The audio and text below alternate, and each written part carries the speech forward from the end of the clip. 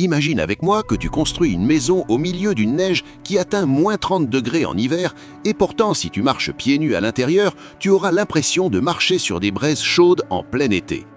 Aujourd'hui, on n'est pas avec un entrepreneur ordinaire, on est avec la légende Dimitri Loukine. Cet homme ne construit pas des murs, il crée des œuvres d'art qui résistent à la fureur de la nature. Mais reste concentré avec moi, car il y a une seule petite erreur dans la phase du dallage ici qui pourrait faire s'effondrer toute la maison, après seulement 1 an. Alors, est-ce que Dimitri va tomber dans ce piège ou est-ce que le génie a une autre idée? Allez, allons voir ce que ce monstre fait. Que la paix soit sur vous tous, que Dieu accepte de nous et de vous les bonnes œuvres. L'histoire commence littéralement depuis le bas. Dimitri commence ici à préparer le chantier, mais pas n'importe quelle préparation. Il crée une base large et parfaitement nivelée en sable compacté. Fais attention à cette astuce, le sable ici n'est pas un simple rembourrage, c'est la colonne vertébrale qui va tout supporter. Une fois le terrain aplani, Dimitri commence à étendre sa toile d'araignée, le réseau de canalisation d'évacuation. Et là vient la vraie critique, beaucoup de gens coulent le béton puis le cassent pour insérer les tuyaux, ce qui est complètement faux. C'est pourquoi Dimitri pose chaque tuyau au millimètre près avant même de penser à toucher un seul parpaing. L'ordre, c'est ce qui distingue l'ingénieur prince de l'entrepreneur qui veut juste en finir. Une fois les canalisations mises en place, Dimitri commence à construire ce qu'on appelle la structure de chauffage. Il assemble des panneaux d'isolation très puissants autour de la base pour que la maison soit totalement isolée du froid du sol. Il étend des panneaux XPS, polystyrène extrudé, sur toute la surface. Pourquoi fait-il ça? Pour empêcher la chaleur de la maison de s'échapper vers le sol. La maison porte littéralement une veste par en dessous. Ensuite, il commence à poser les canalisations de communication d'eau froide et d'eau chaude. Dimitri fait sortir les embouts de tuyaux aux endroits précis où seront installés les robinets plus tard. Pourquoi tout ce travail, Dimitri? Pour protéger ses murs des futures fissures. Cet homme planifie l'avenir avec une intelligence remarquable. Regardez maintenant. Les tuyaux rouges se déploient au-dessus de l'isolation comme un réseau. Ce ne sont pas des tuyaux ordinaires, c'est le système de chauffage par le sol. Il les distribue selon des schémas géométriques qui donnent l'impression de contempler un tableau. Il les fixe avec des clips solides pour qu'au moment où le béton sera coulé, rien ne bouge de sa place. Dimitri intègre le système de chauffage avec l'armature métallique. Il assemble le treillis et le lie pour en faire une seule masse solide. Et voici un fait étonnant. Le béton est un être vivant qui se dilate et se contracte avec la chaleur. Dans cette région suédoise, ce mouvement est bien plus important à cause du chauffage. C'est pourquoi l'armature ici n'est pas un luxe, c'est une soupape de sécurité. Nous sommes arrivés à la zone des opérations centrales, ou le distributeur. Ici, Dimitri doit régler la longueur de chaque boucle de chauffage au centimètre. Si une boucle est plus longue que l'autre, vous aurez une pièce chaude et une autre glaciale. En même temps, il aligne les angles de la base pour qu'ils soient parfaitement droits, comme le veut le manuel. Et c'est là qu'apparaît le génie de Dimitri. Il crée une zone tampon autour de toute la maison. Cette zone chasse l'eau et maintient la pression du sol sous la maison, ce qui rend la maison stable comme une montagne, quelles que soient les saisons. Enfin, la maison a commencé à s'élever au-dessus du sol. Dimitri utilise des blocs de béton léger, ou AAC, béton cellulaire autoclavé. Ce matériau est le fer de lance de la construction moderne dans toute l'Europe. Léger, donc il n'alourdit pas les fondations, isolant, donc il retient la chaleur à l'intérieur, précis, donc on peut y installer facilement fenêtres et portes. Mais Dimitri a une touche particulière. Il utilise un maillet en caoutchouc et tape sur chaque bloc comme s'il tapotait son fils. Pourquoi?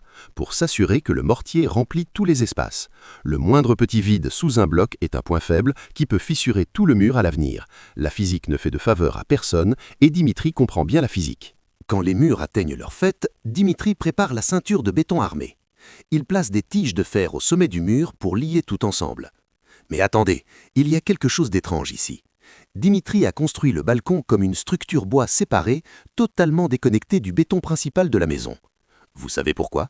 Si on les avait reliés, le froid se serait transmis du balcon vers le cœur de la maison et aurait détruit tout ce qu'on avait fait.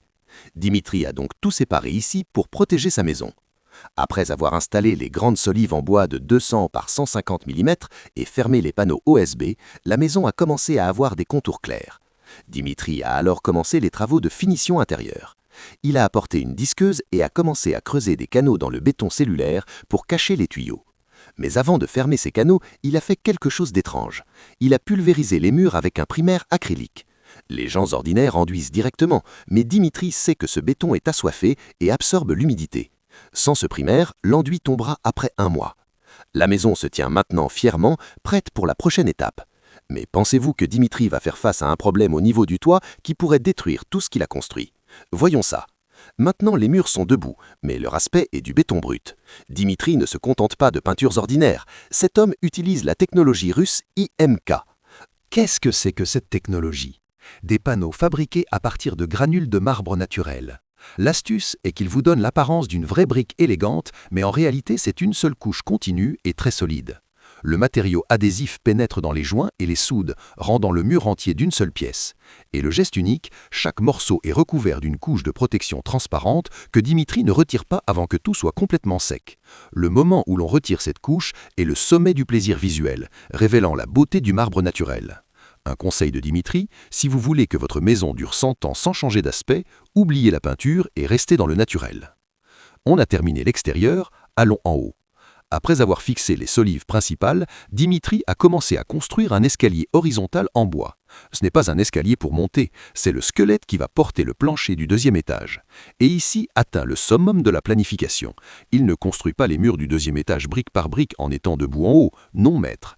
Il assemble les cadres des grands murs en bois couchés ici, ferme les panneaux, laisse les emplacements des fenêtres et portes au millimètre, règle les angles devant ses yeux au sol. Pourquoi fait-il ça? Pour réduire le taux d'erreur à 0. La construction verticale donne toujours du jeu ou un léger biais, mais lui, au sol ici, le maître ruban est le juge. Préparez-vous car c'est le moment le plus adrénalinique de toute cette vidéo, le moment où l'on lève le premier mur. Imaginez un panneau de bois géant de toute la hauteur d'un étage. Dimitri et son équipe le soulèvent vers le ciel. À cet instant, ce panneau se transforme en mât de navire au milieu d'une tempête. Un peu de vent fort au mauvais moment, et ce panneau pourrait s'envoler avec eux, ou tomber et tout fracasser.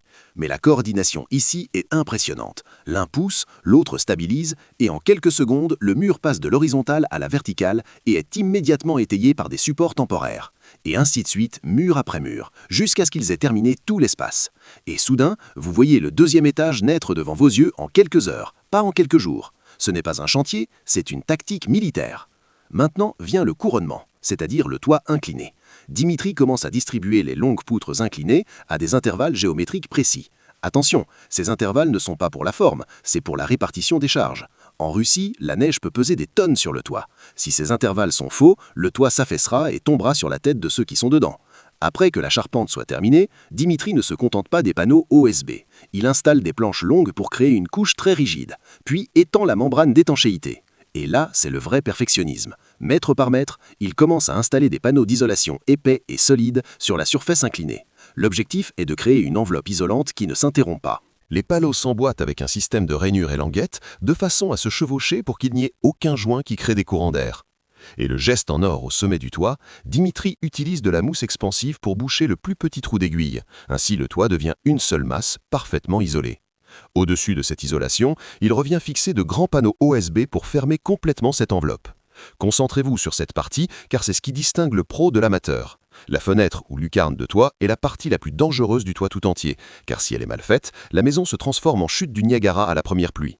Dimitri prépare donc l'ouverture avec une grande précision, pose la fenêtre, puis commence la symphonie de l'étanchéité. Il enveloppe toute la zone avec des bandes d'étanchéité bleu foncé très épaisses. La règle d'or ici, la bande du dessus doit couvrir celle du dessous pour que l'eau glisse vers le bas et ne trouve jamais le chemin vers l'intérieur. Dimitri a travaillé les deux côtés avec la même précision pour que le toit soit uniformément protecteur de toutes les directions. Maintenant, la maison a une peau en marbre, un deuxième étage intelligent et un toit isolé comme dans l'espace. Mais pensez-vous que l'histoire est terminée ? Pas du tout.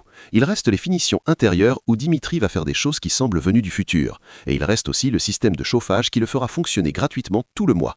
Concentrez-vous sur ce qui vient, car le diable est dans les détails et Dimitri aujourd'hui a l'intention de chasser ce diable. La maison est presque prête, il concentre maintenant toute son attention sur les bords du toit. Pourquoi Dimitri? Parce que ce bord est la première ligne de front. Ici se conjuguent les forces de gravité, le flux d'eau et les rafales de vent. Si ces bords ne sont pas droits et solides, tout le toit aura l'air bâclé. Mais Dimitri sort la ceinture noire, le bitume d'étanchéité et l'étend sur tous les joints et bords. Imaginez, il applique du mastic d'étanchéité et fixe la bande comme s'il faisait une opération de chirurgie esthétique pour s'assurer qu'aucune goutte d'eau ne pense même à traverser. Et maintenant vient le temps des bardeaux ou tuiles d'asphalte. Dimitri commence par le bas, vers le haut, suivant le système d'escaille de poisson. La règle d'or ici, chaque tuile doit couvrir celle du dessous pour que l'eau en tombant trouve un toboggan qui l'amène à la gouttière sans trouver aucune ouverture pour entrer dans la maison. Avec le pistolet à clous, Dimitri fixe les tuiles avec une densité impressionnante. Pourquoi tous ces clous? Parce que dans les tempêtes, le vent traite le toit comme une voile et essaie de l'arracher complètement. La seule défense est la fixation géométrique intensive que fait Dimitri. Et à la lucarne de toit, Dimitri se transforme en chirurgien. Ici, il coupe et ajuste les tuiles de bitume au millimètre, car une seule erreur ici signifie une cascade dans la chambre à coucher. Ensuite, Dimitri construit ce toit en ayant en tête le pire scénario, que l'eau essaie d'entrer. Il crée donc un système de couches secondaires ou deuxième ligne de défense qui repousse l'eau si la première couche venait à faillir. Vient ensuite le système de gouttière. Dimitri installe des crochets métalliques répartis comme des battements de cœur. Pourquoi cette densité? La gouttière en hiver supporte des charges très lourdes de neige, d'eau et de feuilles imbibées. Si ces crochets sont trop peu nombreux, la gouttière s'affaissera et l'eau se transformera en glace et cette glace fera éclater le toit. Dimitri conçoit la gouttière pour qu'elle évacue l'eau loin de la façade de la maison. Car si l'eau continue de tomber sur le bois, la maison pourrira lentement. Et Dimitri ne construit pas des maisons pour qu'elles pourrissent. Maintenant, on descend du toit vers la façade, la zone du triangle sous le toit, le pignon. Dimitri étend une grande membrane de protection blanche, puis habille la structure avec ce manteau beige. Ce sont de véritables panneaux d'isolation puissants montés verticalement. Chaque panneau est mis en place par pression pour fermer toute fuite de chaleur. En même temps, il applique une couche de protection sur tout bois apparent. Considérez ça comme un bloc-notes, mais pour le bois, pour que le soleil et l'humidité ne rongent pas le corps de la maison. Pour Dimitri, le balcon est une structure qui supporte des charges, pas un morceau de bois accroché au mur. C'est pourquoi il le traite avec une violence mécanique. Et surtout, il l'isole de l'eau comme si c'était un toit exactement. La membrane d'étanchéité remonte le long du mur et descend jusqu'au bord inférieur pour que l'eau glisse vers l'extérieur. C'est la différence entre un balcon qui dure toute une vie et un balcon qui s'effondre avec vous après peu de temps. Pourquoi Dimitri fait-il tout ça? Arrêtons-nous une minute. Pourquoi cet homme se torture-t-il? Nous sommes à l'époque des maisons rapides, des transactions immobilières, des moules préfabriqués. Mais Dimitri construit une déclaration de valeur d'ingénieur. Il répond à la question « Comment construire sa vie correctement de ses propres mains ?» Ce projet n'a pas de raccourci. Le confort dans cette maison est conçu à la règle, pas acheté avec de l'argent. Dimitri nous prouve que le rêve se réalise avec précision et discipline, même dans les choses que les gens ne verront pas quand les murs seront fermés. Il sait qu'elles sont là et c'est suffisant. Maintenant vient le plan à 1 million. Dimitri crée une façade en briques qui éblouit le regard. Mais où est la surprise? Il n'a pas acheté de revêtements coûteux ni payé des journées à des briqueteurs professionnels. Il a utilisé ses compétences manuelles pour créer un effet architectural qui fait paraître la maison comme un château très luxueux. Il règle les angles pour que la brique ait l'air de s'enrouler naturellement autour de la maison. Et le résultat est d'une élégance impressionnante, un poids visuel pour la maison et une économie de milliers de dollars en matériaux. Au deuxième étage, Dimitri a ajouté des planches de bois horizontales. Pourquoi ce mélange? Si toute la maison était en briques, elle paraîtrait officielle et ennuyeuse. Si tout était en bois, ça ressemblerait à une cabane forestière ordinaire. Mais quand on les combine ensemble, on crée un équilibre mondial. Le bois apporte de la chaleur et la brique apporte de la prestance. Les deux ensemble disent « Ici habite Dimitri Lukin ». Maintenant, la maison a deux personnalités très bien réconciliées. Fais attention ici au jeu que Dimitri a réalisé dans les couleurs. Il a choisi un bois teint dans une couleur très foncée et l'a mis devant des murs clairs. Tu sais ce que ça fait à ton œil? Ça crée ce qu'on appelle des contours graphiques. Le bois n'est plus juste du bois, c'est devenu un crayon délimiteur qui divise les contours de la maison, sépare les ouvertures et les bords et fait paraître la maison comme dessinée par un artiste, pas juste de la brique et du béton. Parlons maintenant de la philosophie des matériaux, ce qui est la sagesse du débrouillard et la fierté de l'artisan. Cette façade n'est pas juste un look pour la maison, c'est une histoire de lutte. L'aspect brique que vous voyez, c'est l'intelligence économique. C'est une belle illusion qui a économisé à Dimitri des milliers de dollars tout en lui donnant l'apparence du prestige. Quant au bardage en bois, c'est l'identité. Ce matériau nécessite de la patience, de la précision et du souffle long. Quand vous combinez l'illusion intelligente et le bord réel, vous ne faites pas que construire une maison. Dimitri déclare ici sa valeur en tant qu'homme qui respecte son argent et respecte son métier.